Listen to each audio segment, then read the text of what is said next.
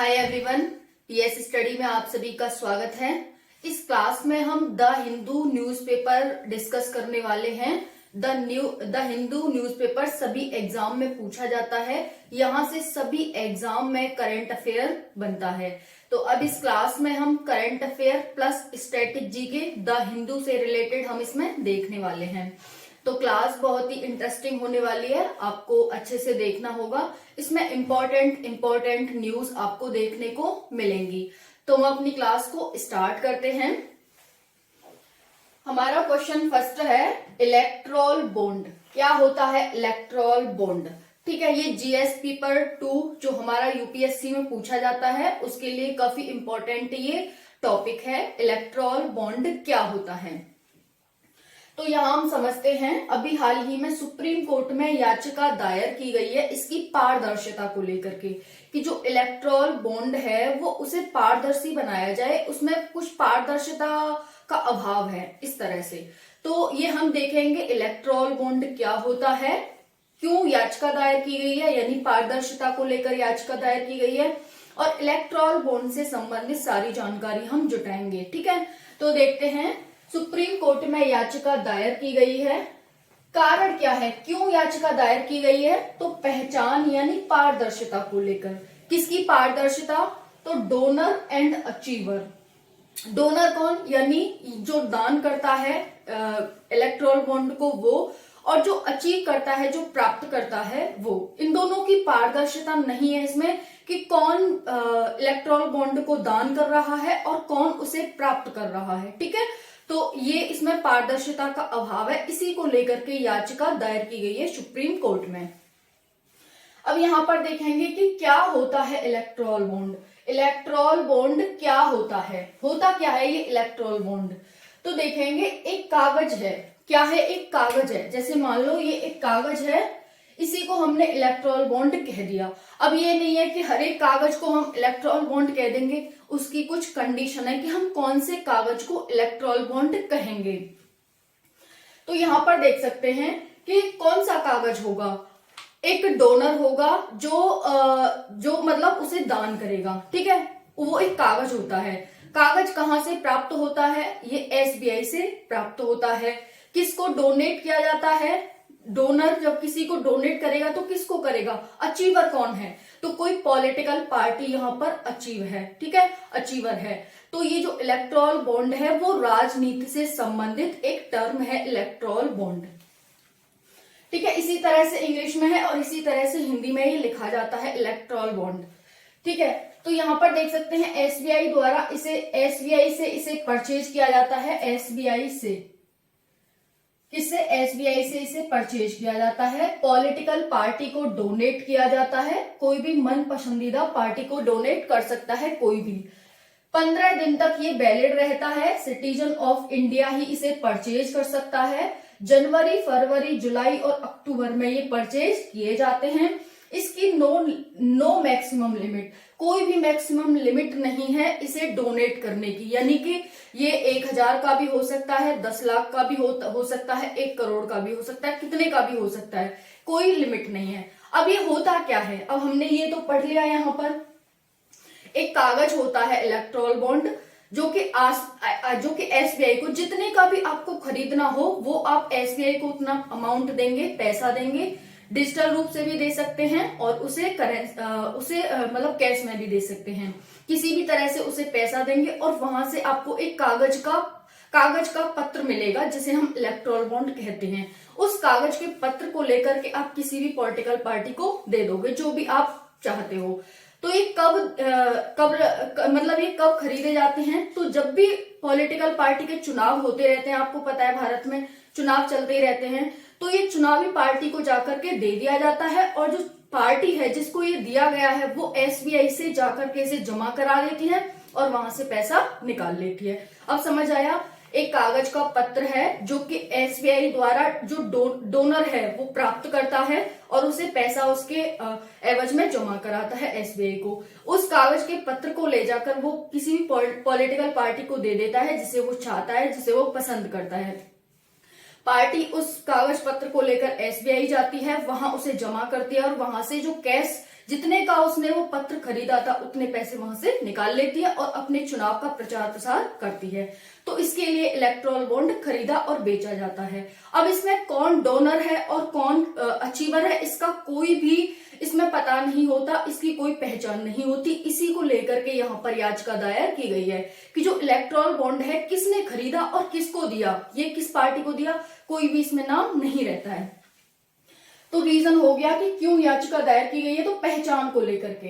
अब कौन कौन सी पार्टी प्राप्त कर सकती है, या फिर अब ये याचिका दायर की गई है तो सरकार ने क्या कहा इसके एवज में, तो सरकार ने अपने बयान में ये सारी बातें कही हैं कि कौन कौन सी पार्टी प्राप्त कर सकती है। इसमें उसने कहा कि जो आरपीए एक्ट 1951 के तहत रजिस्टर्ड हो वही पार्टी प्राप्त कर सकती है। अब इसमें क्या मतलब कोई अगर हम कहें कि इसमें ब्लैकमेल हो रही है, कुछ भी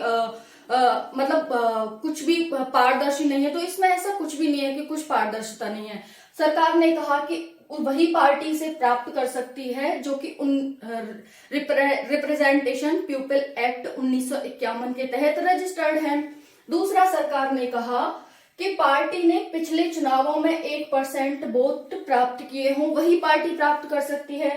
तीसरा है डिजिटल ट्रांजैक्शन होने से व्हाइट मनी में काउंट होती है।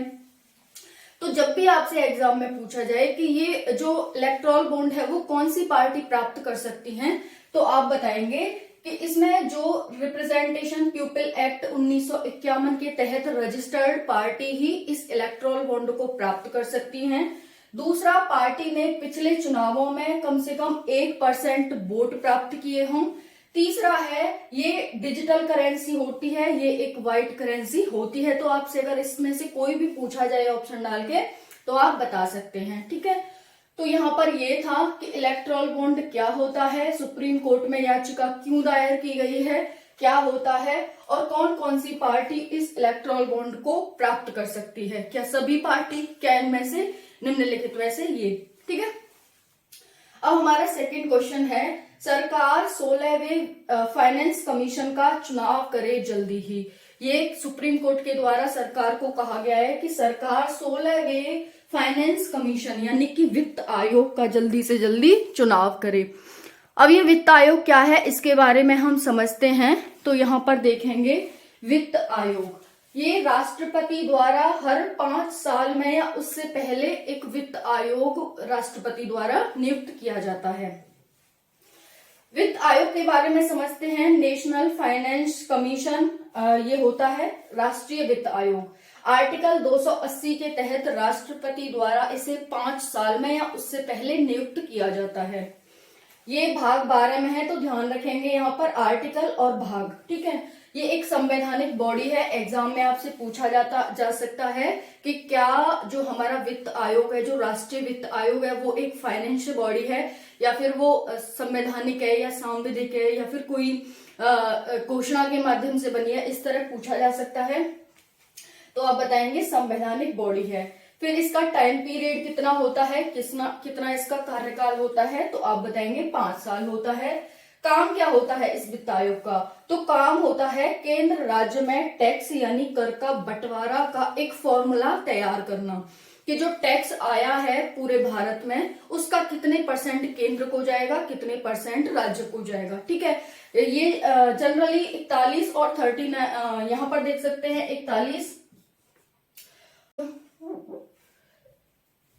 41 और 59 पर रहता है, यानी कि 41 जाता है राज्यों को और 59 जाता है केंद्र को, ठीक है। तो ये इतने फॉर्मूले पर ये रहता है, कभी ये 42 हो जाता है तो कभी 40 हो जाता है, इस तरह से। अब इसके सदस्य कितने होते हैं, किसके, जो हमारा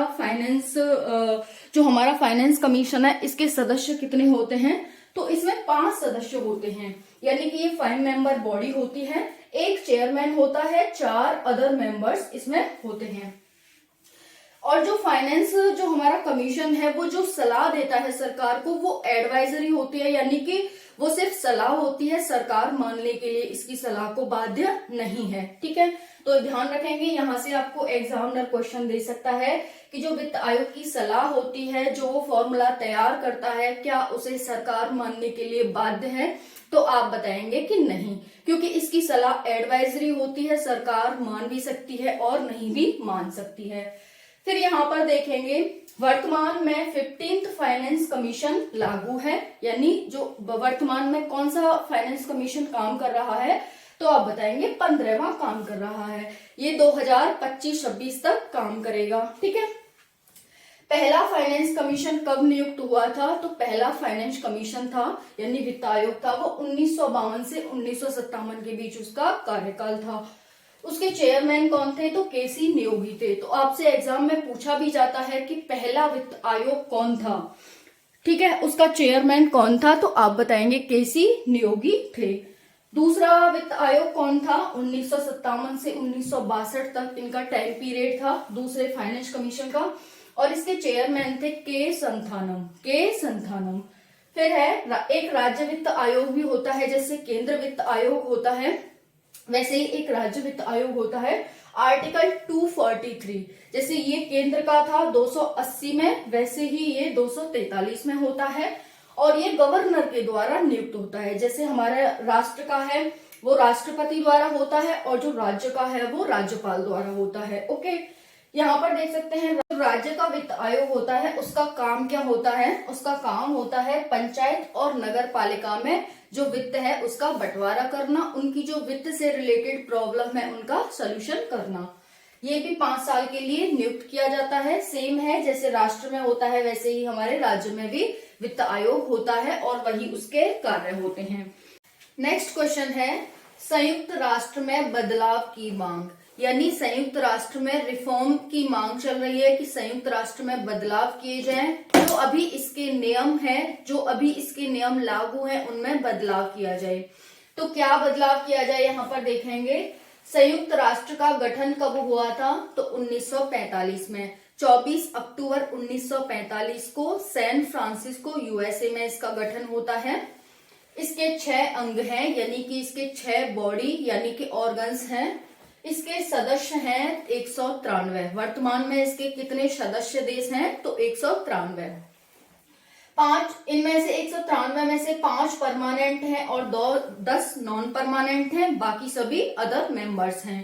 तो 5 जो परमानेंट हैं वो हैं यूके, यूएसए, फ्रांस, रशिया और चाइना। इनके पास वीटो पावर है। जो 10 नॉन परमानेंट हैं उनका जो टेन्योर होता है वो 2 साल का होता है, यानी उनका टाइम पीरियड है, कार्यकाल है वो 2 साल का है। भारत भी अभी तक 2022 तक इसका नॉन परमानेंट सदस्य था, 2 साल का उसने टेन्योर पूरा किया है। भारत को परमानेंट सीट की मांग चल रही है कि भारत को भी एक परमानेंट सीट इसमें दी जाए। जिस तरह से ये 5 परमानेंट सीट है, अभी भारत को भी एक सीट दी जाए। अब इसके पीछे रीजन क्या है कि भारत को क्यों दी जाए, तो रीजन भी देखते हैं। कारण है क्योंकि भारत की पॉपुलेशन दूसरे नंबर की पॉपुलेशन है दुनिया में, ठीक है।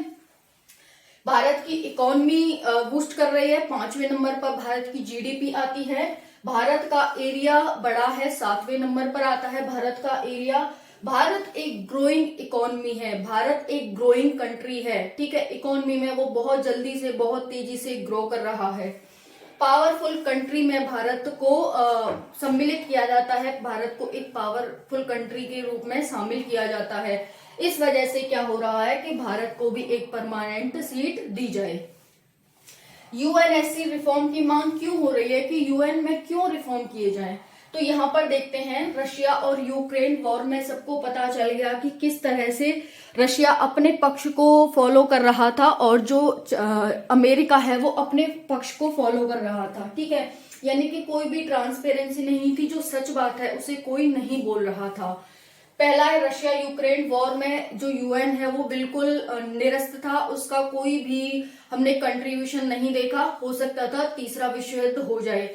जिसलिए यूएन की स्थापना की गई थी कि दोबारा से तीसरा विश्व युद्ध न हो, उसमें वो विफल रहा और ये वॉर इसी तरह से लगभग 1 साल तक चलता रहा। ठीक है, अभी तक चल ही रहा है, तो 1 साल होने को जा रही है, अभी तक ये वॉर खत्म नहीं हुआ है।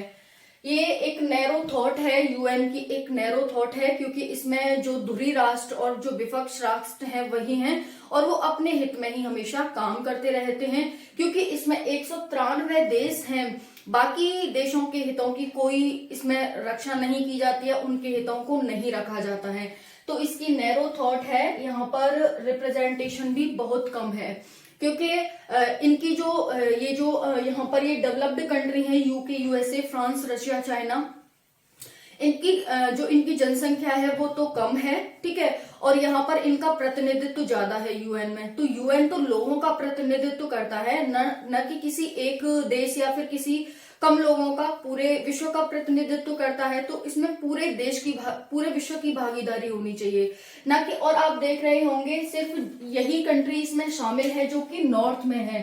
ठीक है, जो ऊपर आते हैं ना पूरे विश्व में, वही देश शामिल हैं। चाहे आप UK, USA, France, Russia, China इनको ले सकते हैं। ठीक है, जहां पर आप देखते हैं रशिया और चाइना एक गुट में रह जाते हैं और ये तीनों एक गुट में रह जाते हैं। तो ये अपनी ही मनमानी और अपने ही हितों को ध्यान में रखते हैं, पूरी दुनिया का ये कोई ध्यान नहीं रखते हैं। फिर देख सकते हैं कि नॉर्दर्न कंट्री का ही इसमें प्रतिनिधित्व है, जबकि इनकी जनसंख्या बहुत कम है। वीटो पावर का ये मिसयूज करते हैं, जैसे कि इन्होंने रशिया और यूक्रेन युद्ध में किया था। आप सभी ने देखा था, रशिया और चाइना एक साइड रहते हैं, यूके, यूएसए, फ्रांस एक साइड रहते हैं। ठीक है, तो इस तरह से ये आज का एनालिसिस था।